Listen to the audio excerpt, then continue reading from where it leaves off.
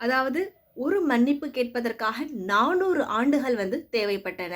எதுக்காக அப்படின்னா, கலீலியோ கலாலி அப்படின்றவரு மிகப்பெரிய ஒரு உண்மைய கண்டுபிடிக்கிறாரு. அதாவது பூமி தான் சூரியன சுத்தி வருது அப்படிங்கிற ஒரு விஷயத்த. ஆனா இந்த விஷயத்த ஏத்துக்க மறுக்குது கேத்தோலிக் சர்ச்.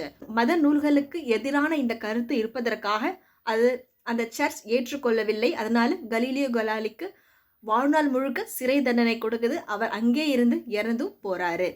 அதுக்கப்புறம் கலீலியோ சொன்ன கருத்தை முற்றிலுமாக உண்மை அப்படின்னு மக்கள் எல்லாருமே ஏத்துக்க ஆரம்பிச்சாங்க.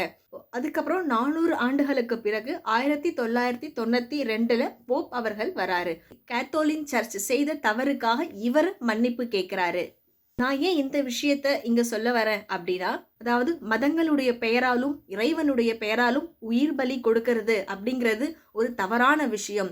அது மட்டும் இல்லாம சுப நிகழ்ச்சிகளா இருந்தாலுமே சரி, இல்ல ஒரு துக்க நிகழ்ச்சிகளா இருந்தாலுமே சரி, எல்லா இடத்துலயுமே இப்ப அந்த உயிர்களை கொன்று உணவாக சாப்பிட்றதுங்கிறது ரொம்பவே வழக்கமாக ஆயிடுச்சு. எல்லாமே தவறு அப்படின்ட்டு நாம புரிஞ்சுக்கிறதுக்காக, நாம தெளிவு பெறுறதுக்காக இன்னும் 600 700 ஆண்டுகள் எடுக்கலாம்.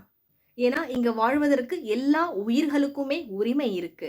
தர்மத்தின் வாழ்வதனை சூதுகவும் இறுதியில் தர்மமே வெல்லும்.